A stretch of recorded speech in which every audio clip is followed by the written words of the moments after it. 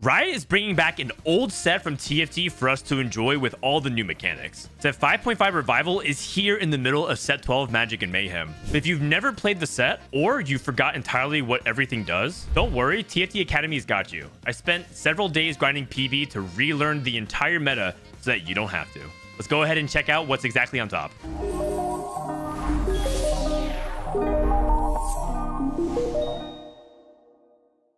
I want to give you 5 tips about set 5 Revival before we start. The first is that bag sizes are 50 per unit, meaning that there's 50 copies of each champion in the pool. That means that basically you'll always hit as long as you have the gold, and people can't really deny you. Which also means don't even bother trying to stop people from trying to hit. The second is that you will always get a Radiant Armory at the end of stage 3.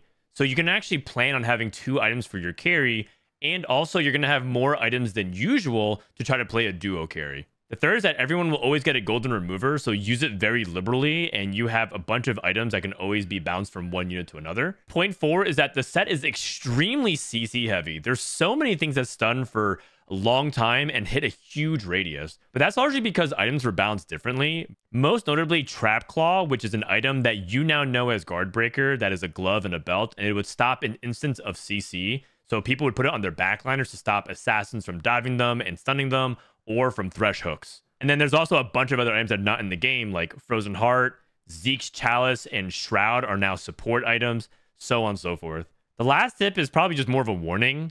Every game is basically going to end with a 3-star 4 cost and a 5 cost. And if you're not angling for that, I think that you probably won't win the game. And that has to do with a little bit of bag sizes, but it also has to do with the fact that everyone tends to stand on things like Prismatic Party, Gold Subscription, Loot Subscription, Crab Rave. So just bear in mind that you're unironically going to be playing 4-cost reroll in a lot of games to try to keep up with all the legendary boards. The first comp that you should know about set 5 that almost everyone's going to be trying to go for is Draconic Fast 10. And that's going to sound ridiculous because Fast 10 has never really been a thing, especially the best comp in the game. But in set 5.5, there's a trait called Draconic that gives you eggs that hatch after a couple of rounds, and that feeds you a bunch of econ and tempo.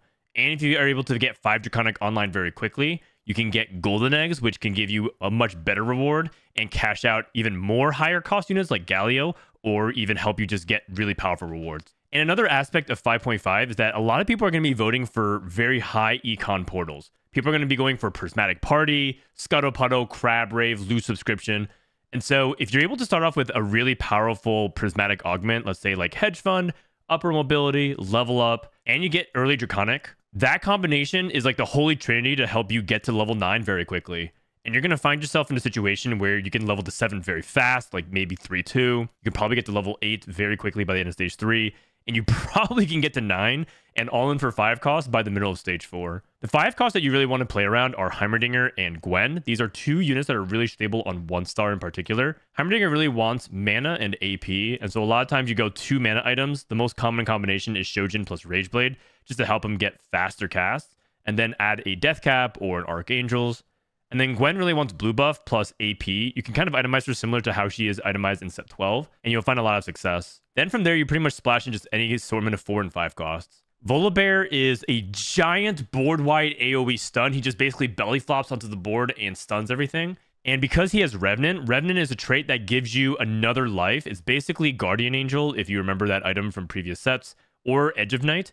And so it basically guarantees that you cast because when they revive, they drop the aggro. And so sometimes you end up just late game playing like 2 Volibears, even if they're Volibear 1s, because they just AoE everything, and then Heimerdinger AoEs, and then Teemo drops the Mushroom, and then Garen casts and drops the big AoE nuke.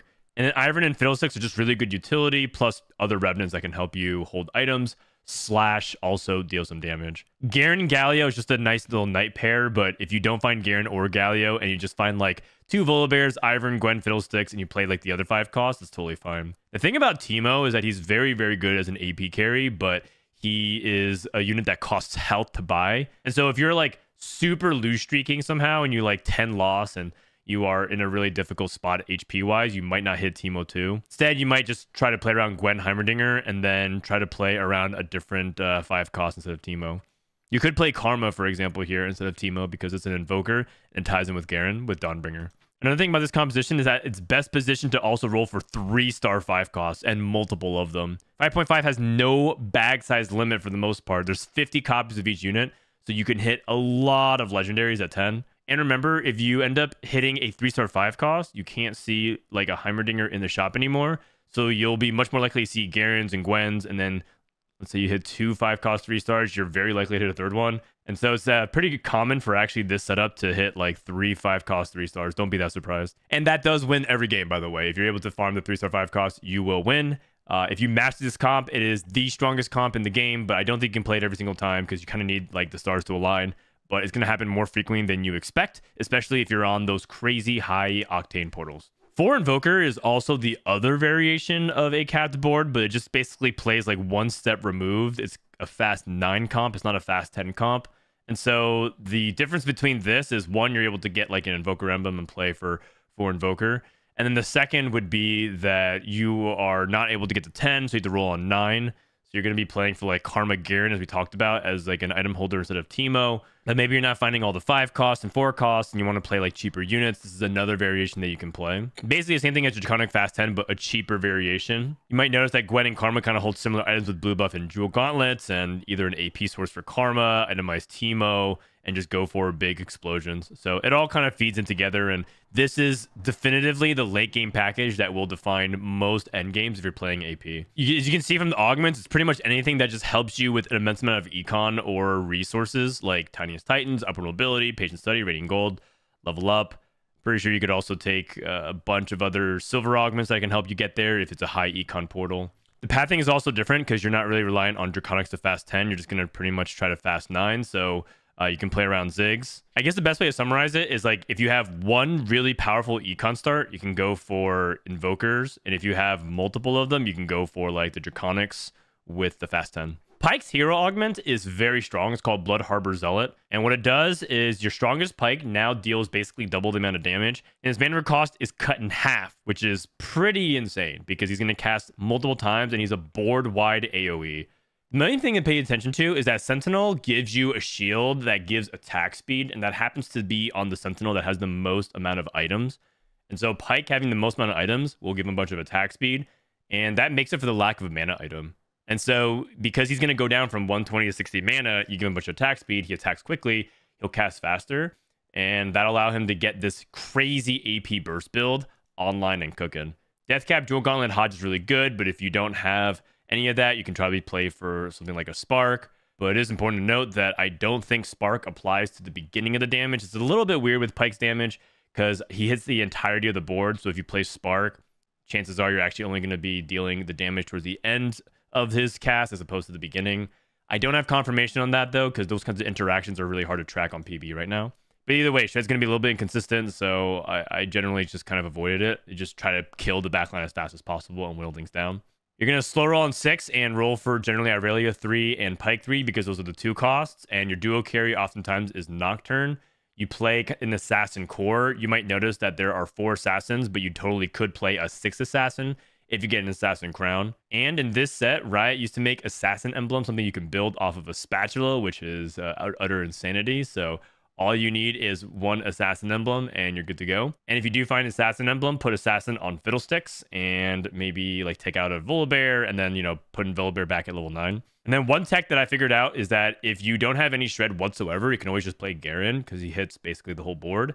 And if you put a mana item on Garen like a Vow or Redemption, you'll have the ability for Garen to cast basically at the same time that Pyke should cast, and then you'll be able to get a board-wide Shred. By the way, we positioned the Assassins kind of right here in the top right because they all combo the top right. And so what ends up happening with the fight flow is Pyke will jump to the top left, he'll ult straight across to the top right, and then kind of meet it with the other Assassins and then help you clean up the immediate threat. And so if their most threatening carry is on the top left, you basically mirror this positioning, put Pyke on the far right and all the Assassins on the left. This comp is really obnoxious, so if you're going up against it, try to middle your carry and hope that Pyke doesn't hit it and try to deliberately position around it. Otherwise, good luck out there because Assassins are pretty frustrating.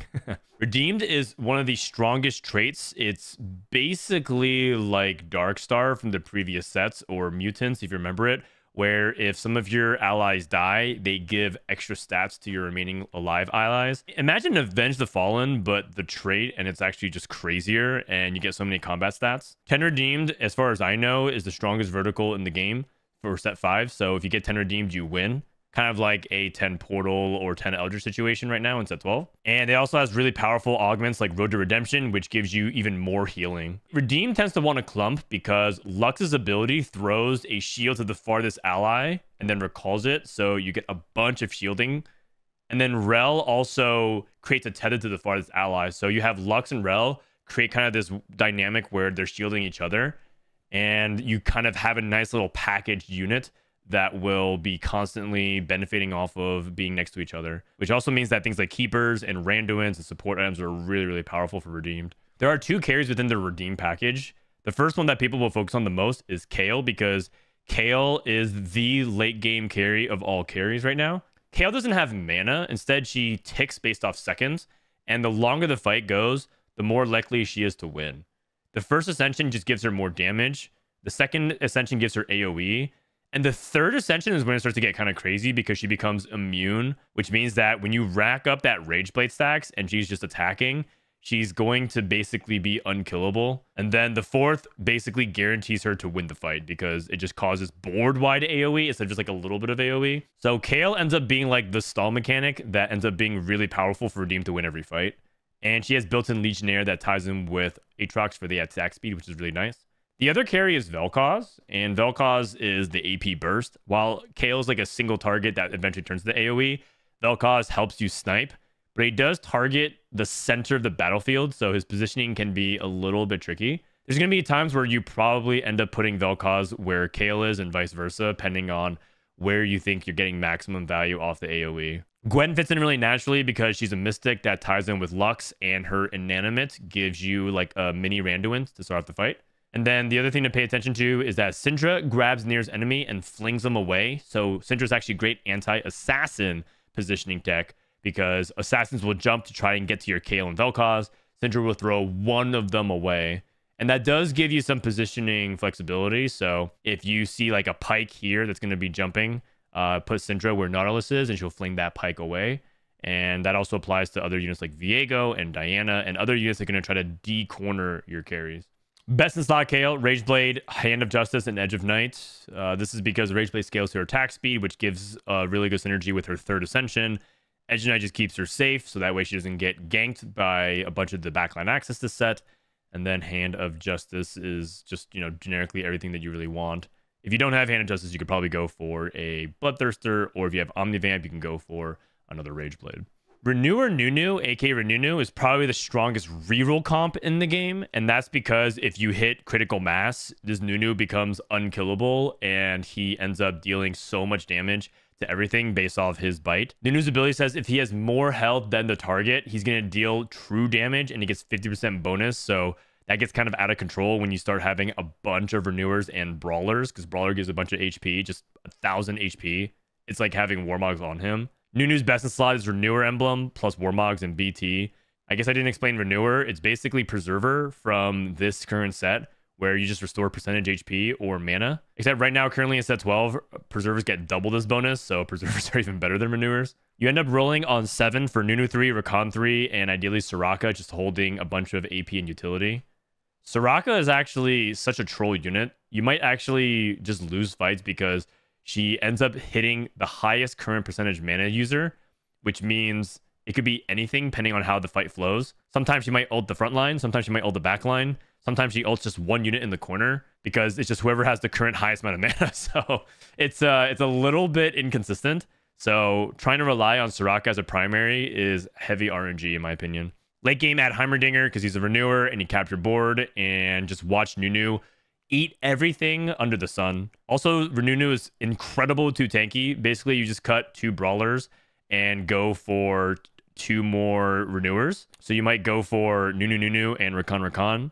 If you somehow get the Exodia of 2 tanky and a Brawler emblem, though, you play for 4 Brawler and for Renewers, and then you just play 2 Nunus, and that's it. Set 5 Gwen is just truly something else. We saw her itemized in the Draconic Fast 10 and splash into other comps, but if you want to play her as the primary carry, she can actually 1v9. I call this comp a Gwenshin because if the fight stalls long enough, she basically kills everything. There's basically 2 conditions of which I go for this comp. One is if I hit something like a Zhonya's. Zhonya's is phenomenal on Gwen and keeps her alive forever. And the second condition would basically be if I hit like the combat augment for Gwen, which is Final Ascension, and I have a bunch of other stall mechanics that help lean into it. The basic concept, Mystic gives you magic resistance for their whole team. Ironclad gives you armor for the whole team. Knights reduce the damage done to your team. Gwen has an animate, which gives you kind of like an early rando wins for the first few seconds of the fight. And you just stall. Like, you just basically stall and ramp up the Gwen as much as you can. And then you get double the snips every other cast. So, going to be really powerful to eliminate everything. And she scales really, really powerfully with a bunch of AP. A lot of people build Archangels, but I personally think healing on Gwen is really important. So, BT, Hodge, Gunblade, very, very good. But Gunblade is really nice because it synergizes really well with the resistances. And then your dual carry is Garen. If you want to do 80 damage and you don't want to play a bunch of AP Fast 9 comps and you want to instead try to win with physical damage, your best bet is Akshan Rangers. You essentially just have Aphelios and Akshan dual carry, and you try to have Aphelios and Akshan line up sniping the same side. Aphelios works very similarly to Set 12's Rise, where he targets the closest nearby enemies. And so you want him on the same side as enemy carries, because then he shoots his Dark Vigil at like potential corners. And then Akshan swings to the other side, and then we'll finish it off. The thing about Akshan is that he puts himself regularly in danger, so it might feel weird to put Bloodthirster on a backline unit. But because he, grappling hooks all the way to the other side, enemy units can target him, and so the BT ends up being really crucial for him to stay alive. And then you just kind of wombo combo. Diana here in this corner. Lulu buffs the attack speed.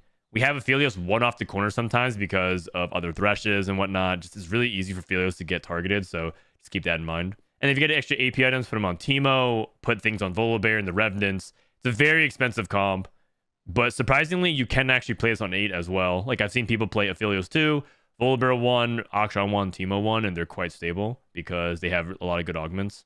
But you definitely want to push levels and get to 9 as soon as you can. At 9, you're probably taking things like Gwen or Viego or something else. It's a good 5 cost that complements the rest of your board. Or a second Volibear because, as we talked about, multiple Volibears is never bad. Speaking of Sentinel Lucian, this was a comp that was back when Set 5 was at its peak competitive during the Regionals and World Season. This was the comp that everyone played. It was usually 2 to 3 way contested. Everybody wanted Lucian 2. And so this is basically the same patch that we're playing on it. Lucian is still very good. There's 2 things about Lucians I want to point out. The first, that he targets the farthest enemy. So he's kind of like Ziggs in the current set. You want to create open gaps for him to hit the corner units.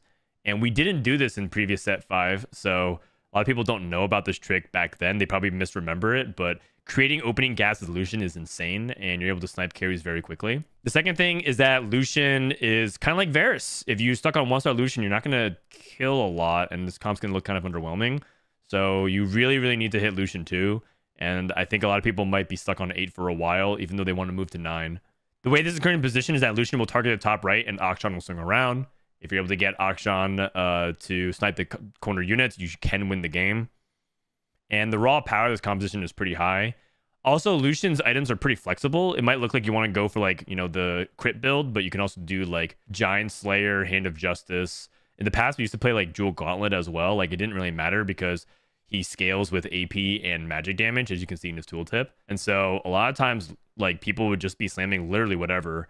I remember one time, I think it was like Kurimex when he was playing in regionals, but I think he slammed like Hand of Justice, Hand of Justice, Hand of Justice, and just went like straight up three Hodges. And it does not matter, just like get damage onto Lucian, because tempo is what ultimately drives Sentinels, since you're just basically slamming. You can play on early Cannoneers with Senna and Tristana, but like we talked about, you could also itemize Olaf. And also, Sentinels do have a 10-piece trait, but I've personally hit 10 Sentinels and then went 8th, so I don't think 10 Sentinels is that strong unless they super balance it.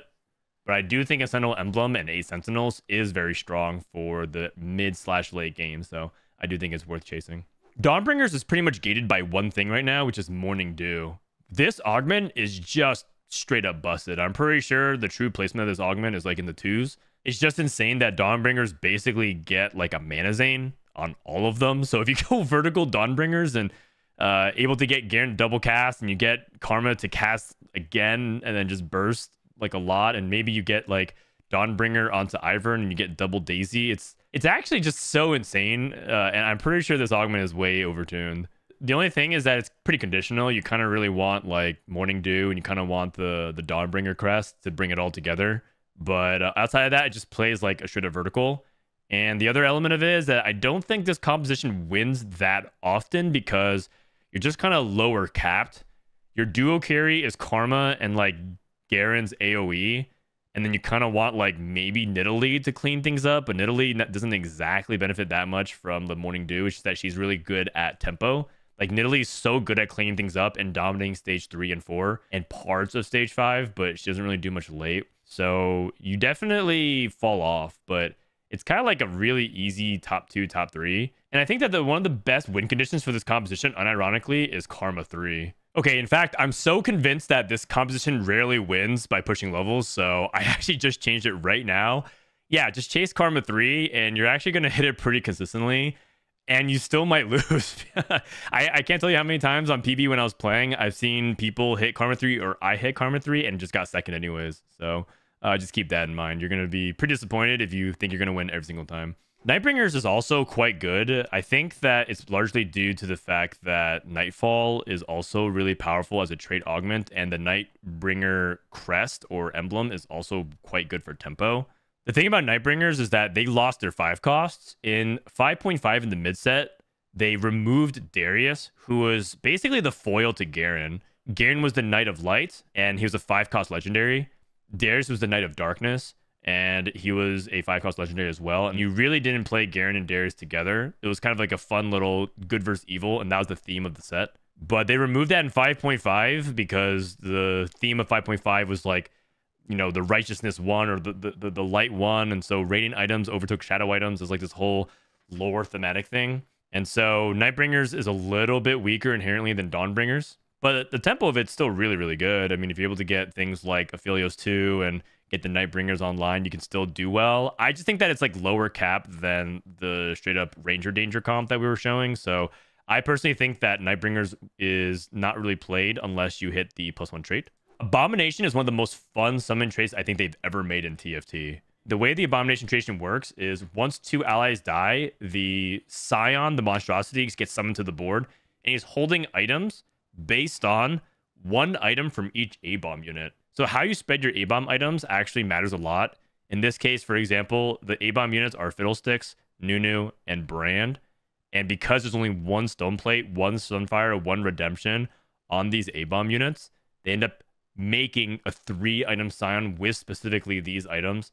And then he just charges in and does a bunch of damage based on the star scaling of your A-bomb units. And the core is actually quite flexible as well because you get things like the Brawler for Nunu, and you have the Revenant with Fiddlesticks with Mystic. So you can just splash in things like Volibear, so you get the Revenant Brawler, and then splash in a bunch of Mystics. So you get a bunch of natural support traits. There's 2 different carries that you actually play. There's one is the Vel'Koz version, where you play Redeemed, and you go Vel'Koz for Spellweaver with Brand. And then you go Syndra with the Invoker with Ivern, and then Mystic with Lux. And then you get the Redeem stacks as well, which is pretty nice.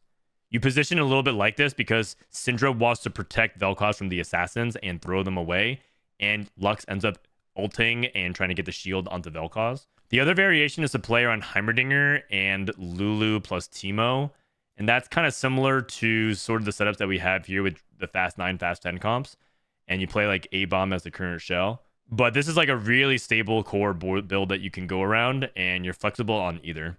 If you end up getting things like the Monstrous Chopper, I don't think itemization changes that much, but you could try to build them a little bit more offensively, like Bloodthirster Titans, which is pretty cute. Maybe something like Rageblade as well to just give it a bunch of damage, or perhaps Infinity Edge. Extra Abominations crowns are always nice because I'm pretty sure if you just keep stacking A-Bomb, that unit becomes really threatening. Yasuo 3 was the original true damage Yasuo. His ability says that if he casts, he gets stacking bonus true damage whenever he does unhit damage. And this used to apply to Runaan's Hurricane. So if you had a Runaan's Hurricane, that bolt would actually be doing true damage as well, which was insane.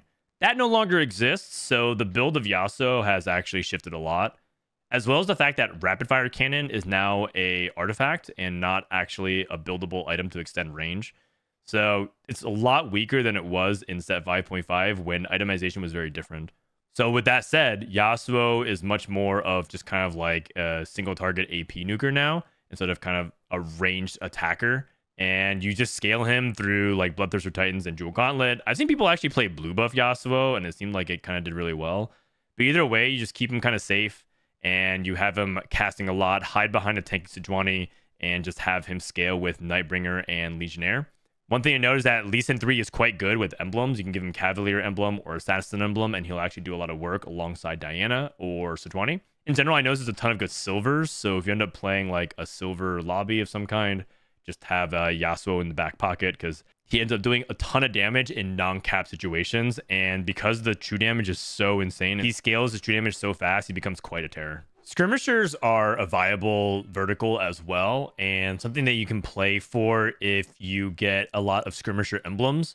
10 skirmishers is a win condition, but you need 2 and you need to get to 10, and it's just going to be a little bit harder to get unless you start off on the spatula opening portals. Skirmishers are an infinitely scaling AD trait, so the longer the fight goes, you just keep getting more and more AD. It's actually kind of funny because I've seen Jax and other units get up to like 400, 500, 600 AD in a fight. So you basically just start to 2 auto kill everything.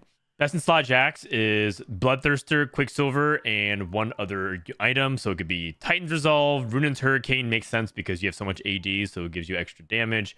You can also put Last Whisper on him. Jax does have infinitely scaling attack speed though, so he doesn't really necessarily need Rage Blade. The way you would open with this is to play for a Skirmisher emblem and then just have Senna and Sentinel Skirmishers. And a lot of times you end up playing just the Skirmishers with the Sentinel core, and you can even just play around Galio. This is just an example of how you could play 8 Skirmishers in the late game, but instead of playing around Diana, you can just play a Galio instead. But I do think that Skirmishers are generally lower cap because you're playing so many low quality units. Like Olaf doesn't really do much in the late game, and there's just a lot of Skirmishers that are falling off compared to the powerful AP 4 and 5 costs. So unless you have like a real shot at going for 10 Skirmishers, I would probably just try to push for tempo and land on a top 4, because chances are you're going to fall off in the late game. There's another variation of Jax that's also pretty popular and strong back in the day called Fortnite Jax, and that's just like a play on words because you play around 4 knights and you play Jax as the main carry. It's a little bit of a stall comp, kind of like the AD version of Gwen, where you play a bunch of Ironclads, you play a bunch of Knights, and maybe toss in some Mystics or an Assassin, and then let Jax continue to scale more and more throughout the course of the fight.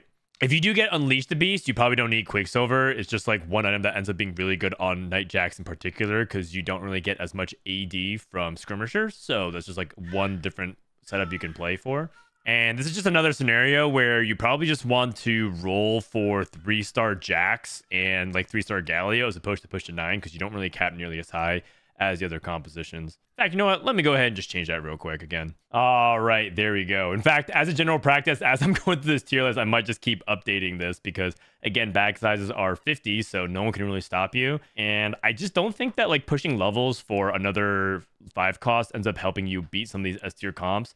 So your best chances of winning is just to go for like the 3-star 4 costs. Last but not least in the A tier, and this one's a little bit hard to place exactly, is Kled Reroll. This is the infamous Kled comp that Milk played in Set 5 Worlds, where he one-tricked, and everyone thought that Kled Hellion Reroll was broken, but Milk decided to one-trick it for the entire World Championship, and no one else was able to replicate his result.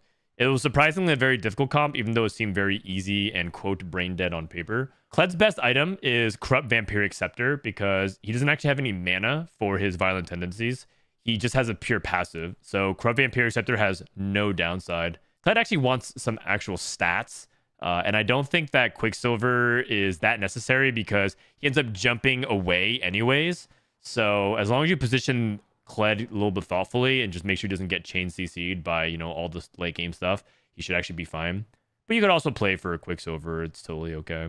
Steric's Gauge is also a fine item on Kled as well. Kled has a hero augment, but I actually think it's quite bad in the stats, so we're not recommending it right now. Instead, the best augment that we see for Kled is Fiendish Farewell, which is whenever a Hellion dies, it casts a fireball dealing up to 666 magic damage. And then also you end up healing HP at the end of combat, which is kind of funny little flavor text just to make it very demonic, after Teemo. In fact, I think just as a side note, Teemo is one of my favorite themes in general. It costs 6 health to buy him. You have to buy 3 Teemos, so it costs 666 health. And then you make a pact with the devil. It's just very, very fun. And, obviously, as we all know, Teemo is literally Satan. And that's going to be your top end win condition on top of Tristana 3 and Kled 3.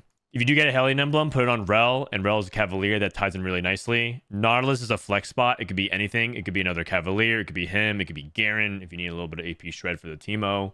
I do think that it won't beat a lot of super capped comps, which is why it's at A tier, but in general, it is very consistent and good, and it's fun to play. I think all the Hellions are just really cute, and you get to see them pop out of the portals and annoy your opponents to death. Going into B tier, we're going to start off with Assassins featuring Nocturne Reroll. This composition has a lot of potential to move up. In fact, it probably is already A tier in the hands of a good Assassin player. But I think part of the reason why it's not doing as well in some games is just due to, 1, the sheer power level of some of these insane comps. And 2, I do think that if people know Assassins are coming, it kind of creates a little bit of a coin flip dynamic. What I mean by that is sometimes if you know Assassins are coming, you just full clump in the corner. Let's say you're playing a Vel'Koz or a Heimerdinger and you just put them like in the third pocket here in C1, or maybe you put them in the second row. Position your backline tanks here and some of your off tanks in the front. And then all the assassins are stuck on, their Garen 2 and their Galio 2. And then basically you win. The downside, of course, is that position like that means that you lose against any other composition. And that dynamic is why assassins are considered to be quite toxic, because it's very all or nothing sometimes. And like I said, in the top 4, if you're going up against people who know what they're doing, it's pretty easy to position around it. MF Cavs was actually quite a dominant reroll comp at one point. In fact, it was like one of the most powerful reroll comps of the meta back when she was in her prime. I actually have a sneaking suspicion that this is the best way to play the Sejuani Hero Augment Knight's Wrath. We do have another version of that later in C tier, but the data on it is so bad that I'm pretty sure this might be the best way to play it. Basically, you play this early game comp because you have an MF off of an early orb, and then you go either like another Brawler for Sejuani or just like another Cavalier. And you roll on 6 for 3 stars, and then you tempo. I don't think that this is that viable unless you get like an early scaling augment. So learning a spell, pumping up big gains, these are all good things for the composition. But generally speaking, it just gets outscaled by like a lot of other powerful stuff that can crush through the Cavaliers. Like, who cares about Cavalier damage reduction when you have like true damage Yasuo or infinitely scaling Jax or just Rangers that swing to the backline and assassinate Fortune?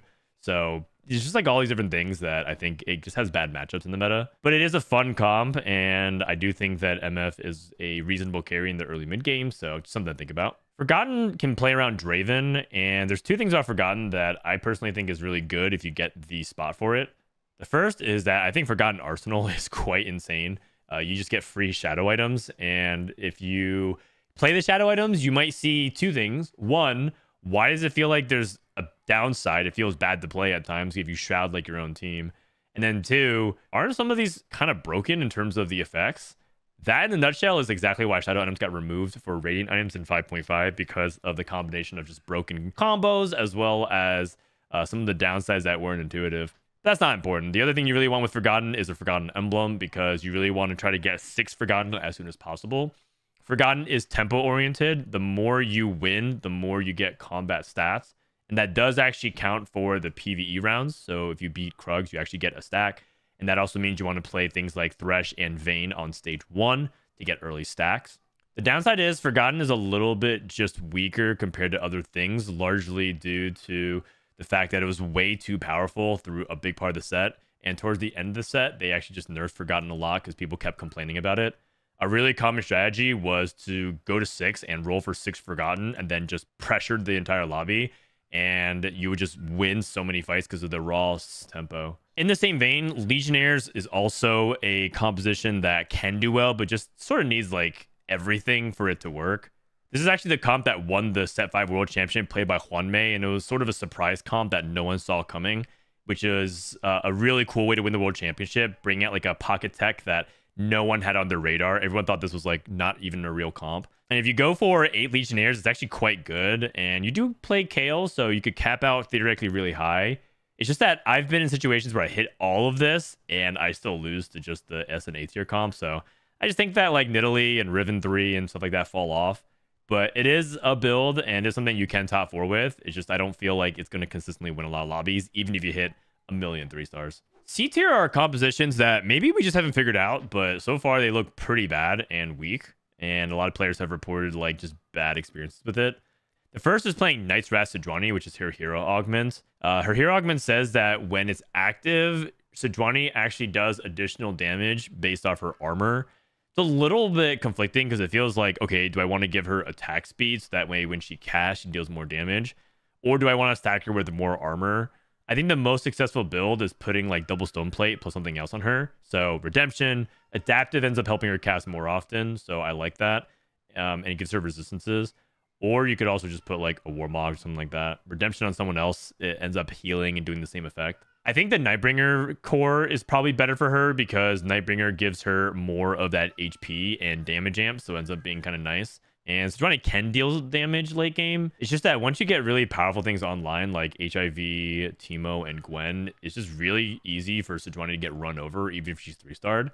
So you could just play all this and then just get bowled over. You also have the option of capping around Rangers with Akshan, but it's like arguable. Should you just play the Akshan Aphelios comp instead of trying to play around Sejuani and rolling at 6 and spending all your gold to be lower level than everybody else? That being said, it's pretty fun to see Sejuani one-tap some weak frontline units, so it's possible that maybe you find a version that's even better than this. The Udyr hero augment, Phoenix and the Bear, is an augment for Udyr that's supposed to help give him just a bunch of extra stats. So he just has less mana, he deals more damage, and he stuns.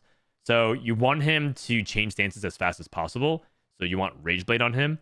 Then you just build him as just like a generic fighter unit. So the Titans BT is a really good combo. You can also put Unleash the Beast onto Udyr and make him also the Beast. I haven't seen it before, but my theory says that 2 tankies should be really good with this. So you would drop, say, the Knights, for example, and play 2 Udyrs, and then go for Udyr 3.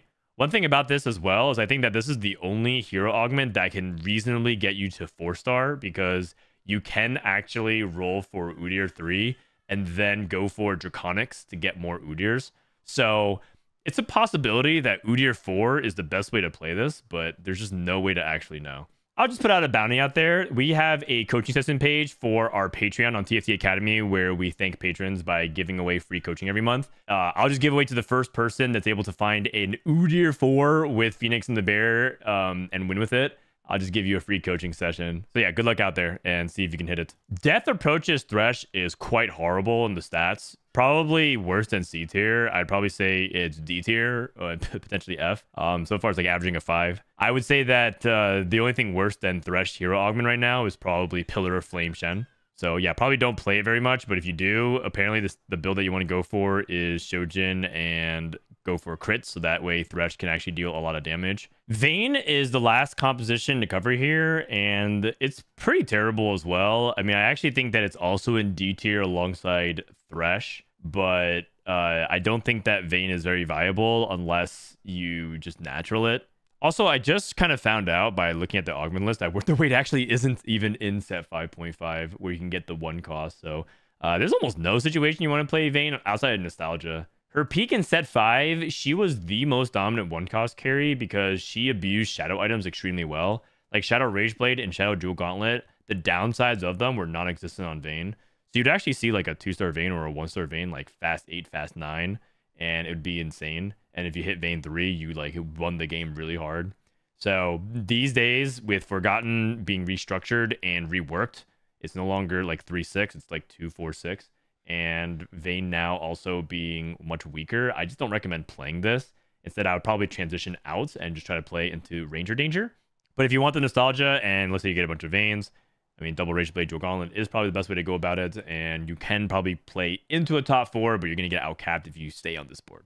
So those are over 20 comps to help get you started in set 5, and there's still some things that we haven't listed, but this should cover the majority of what you're going to see from game to game. The cool thing about it is there's probably some things that we haven't even explored or understood because we didn't play the set with augments in the past, nor do we have portals, so there might be even more crazy combos and really fun things that surface. If there are any balance patch updates for set 5.5, we'll probably update them as well in the tier list, so make sure to keep checking it out. Hope you guys enjoyed the set revival and this video. Thanks for watching, and I'll see you guys next time.